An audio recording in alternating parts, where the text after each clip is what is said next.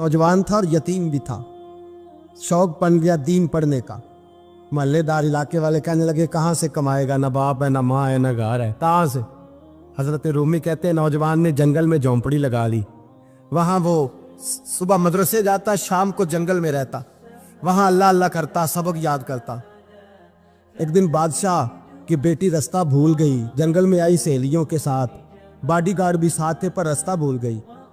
खोती खोती शाम हो गई, ऐसी खोई कि जब रात गहरी हो गई तो आके उस नौजवान के पास रुकी और चिल्लाने लगी। शेर के दहाड़ने की आवाज आती है, भेड़िए के बोलने की आवाज आती है। नौजवान अकेला, सहेलियां बिछड़ गई, गार्ड बिछड़ गए।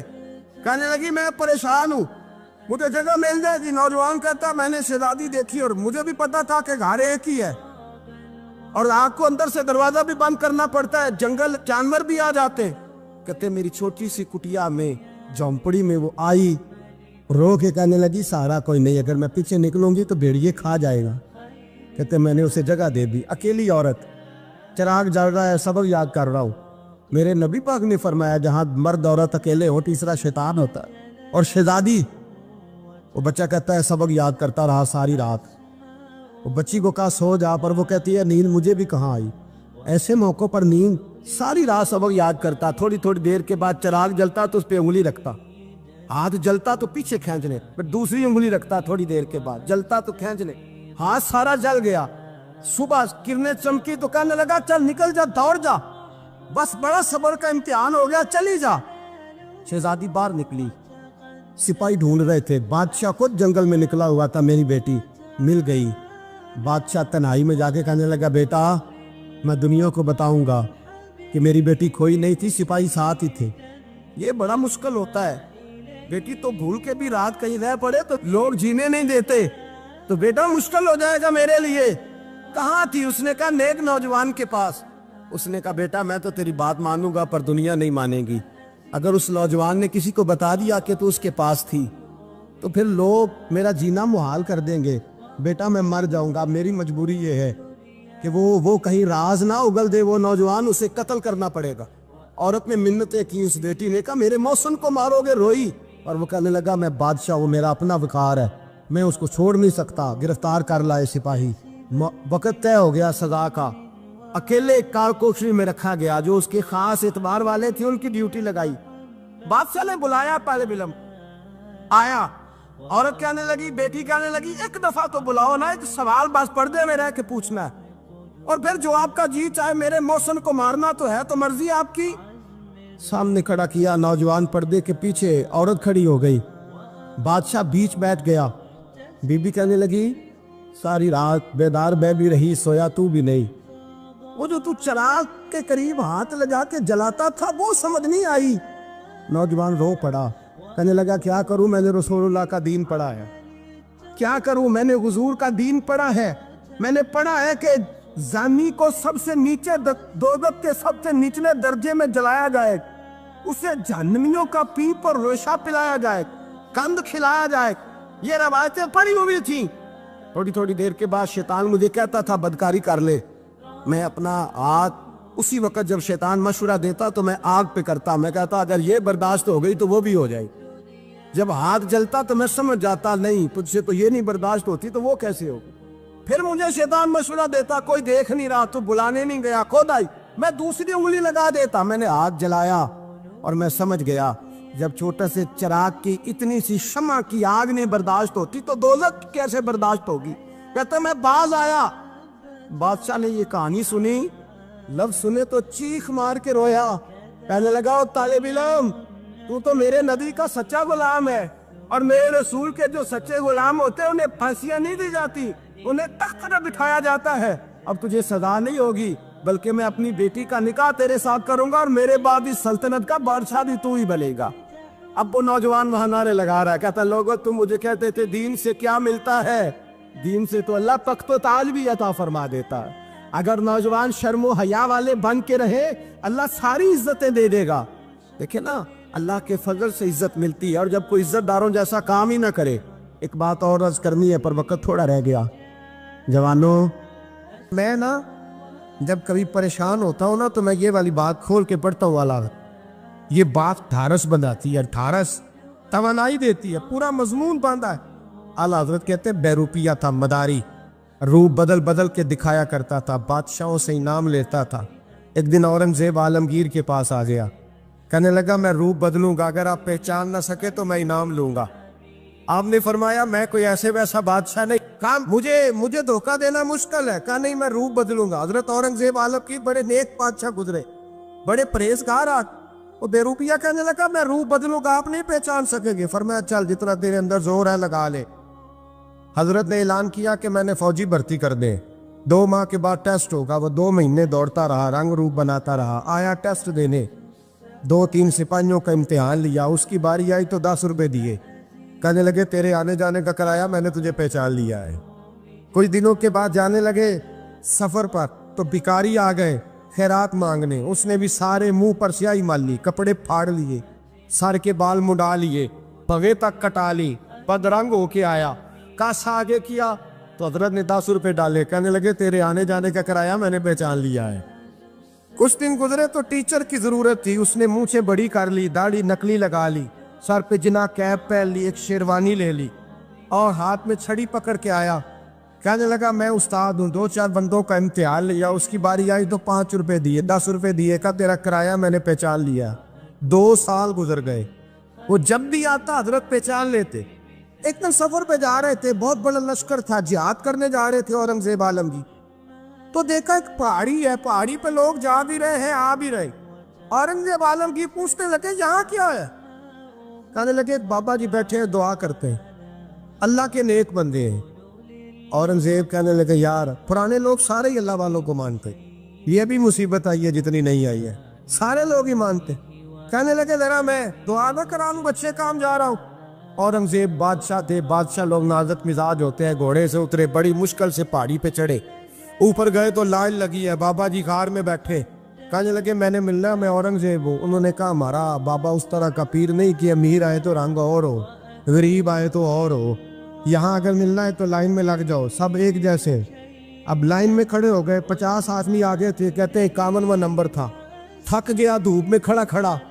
جب میں پہنچا غار کے دہانے تو میں نے بابا جی کے چہرے پہ نظر ڈالی تو بڑا نورانی چہرہ, بڑی خوبصورت لب و لہجہ. میں نے کہا میرے جیسا آدمی بھی پگڑی باندھ لے تو اچھا لگنے لگ جاتا ہے, بڑا خوبصورت انداز. کہتے ہیں میں ان کے پاس اتحیات کی حالت میں بیٹھ گیا. میں نے کہا حضور میں جا رہا ہوں جہاد کرنے, دعا کرنا. بزرگوں نے ہاتھ اٹھائے, اللہ اس کی مدد فرما, دین کو غلبہ عطا فرما, اسے دین کا سچا پکا سپاہی بنا. پھر تھپکی دی, 2-4 نصیحتیں بھی کر ڈالی.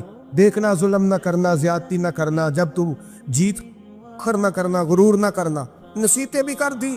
کہتے ہیں اب جب میں اٹھا تو 2-4 دینار بطور نذرانہ مسلح کے نیچے رکھے, اور الٹے قدم جب میں غار سے اترا انہوں نے رومال جھاڑا اور اٹھ کے کھڑے ہو گئے. کہنے لگے آج نہیں تو نے پہچانا, آج نہیں تو نے پہچانا, میرا انعام بنتا ہے, آج نہیں پہچانا, لا پیسے.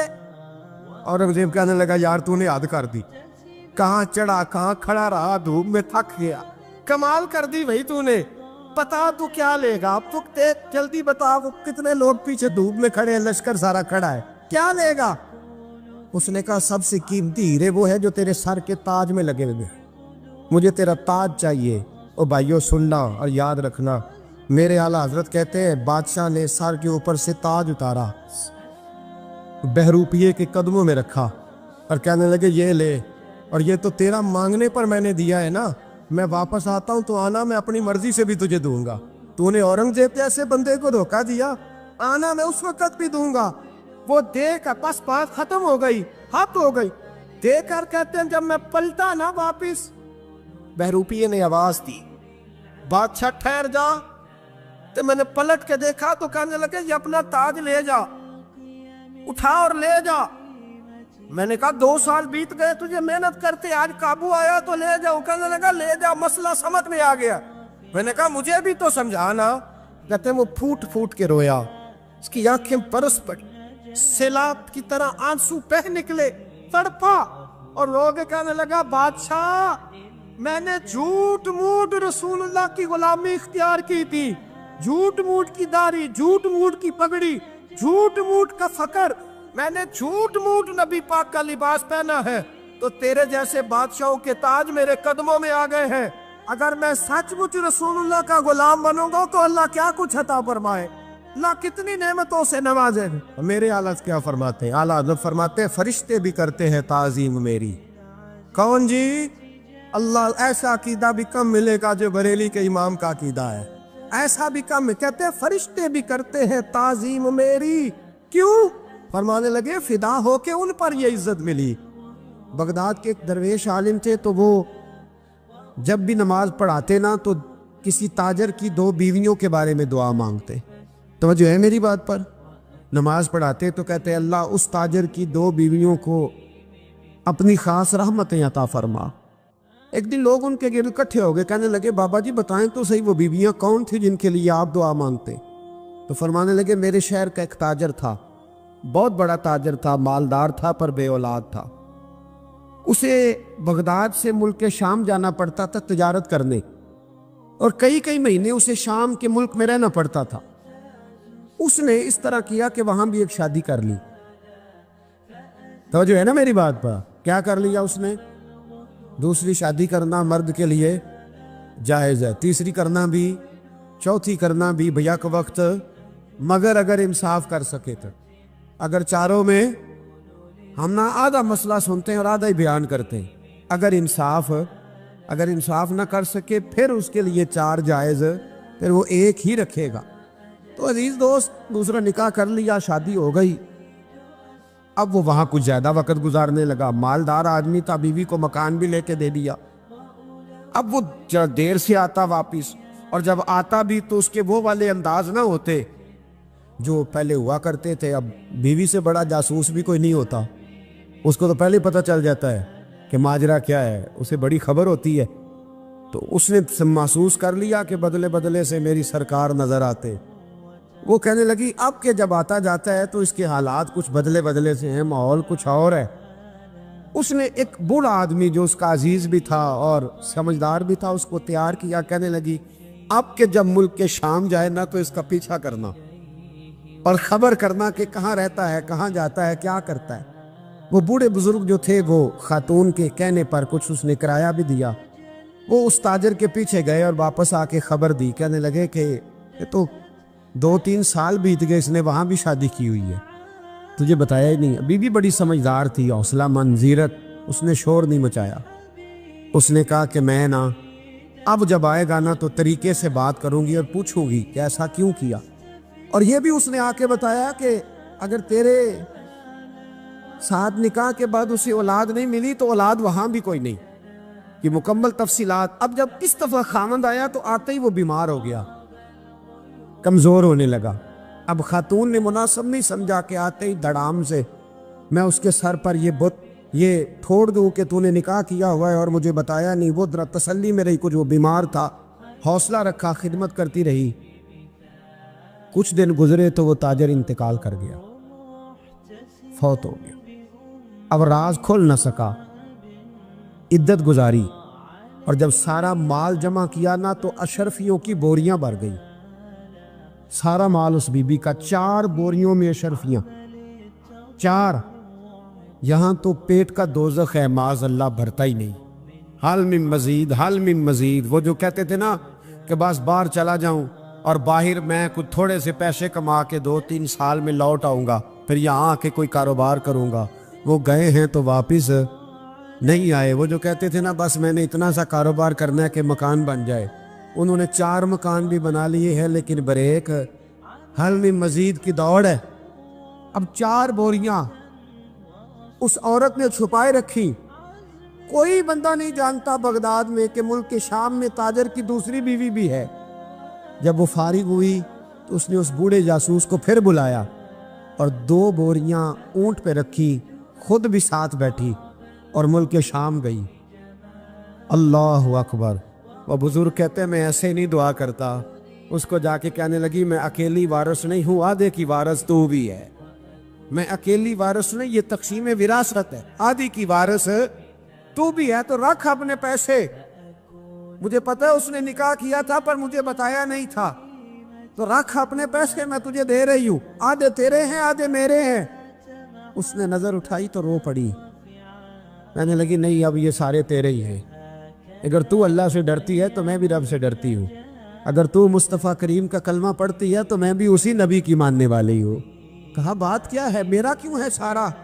تو وہ خاتون کہنے لگی وہ 2 سال 3 سال سے میرے ساتھ نکاح تھا، اور اس نے بتایا تھا مجھے کہ میری بیوی بھی ہے، اور میں غریب تھی تو میرے والدین کو بھی بتایا تھا کہ میری دوسری شادی ہے۔ یہ مکان اس نے مجھے لے کے دیا تھا، میرے تمام اخراجات وہ پورے کرتا تھا، نان و نفقہ کا خیال رکھتا تھا، لیکن اب کہ جب وہ آیا تو وہ بیمار تھا۔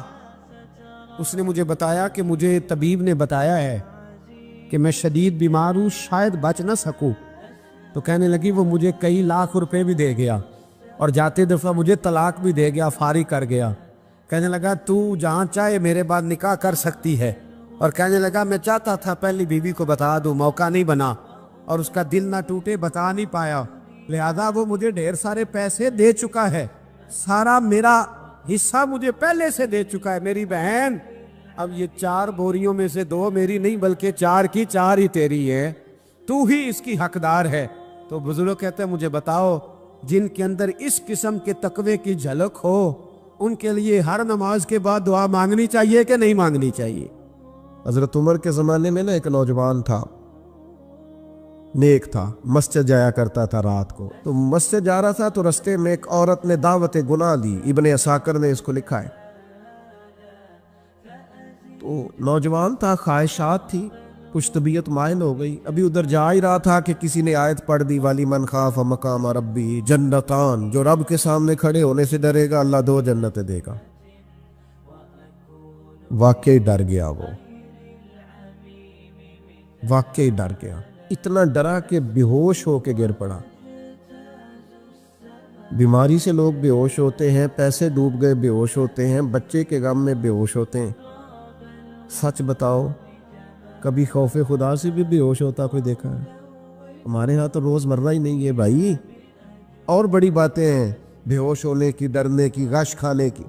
بے ہوش ہو کے گر پڑا، بوڑھے باپ کو کسی نے بتایا بچہ بے ہوش پڑا ہے، اٹھا کے گھر لائے، گھر لا کے کہا بیٹا کیا ہوا؟ نوجوان ہے، چڑھتی جوانی ہے پر پاکیزہ بڑی ہے۔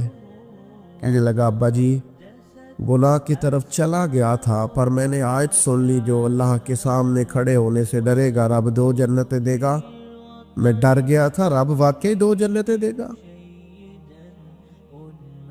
باپ رو پڑے، ابا جی کی آنکھوں میں آنسو آئے اور کہا پتر اللہ بڑا مہربان ہے، اس کے وعدے سچے ہیں، واقعی 2 جنتیں دے گا۔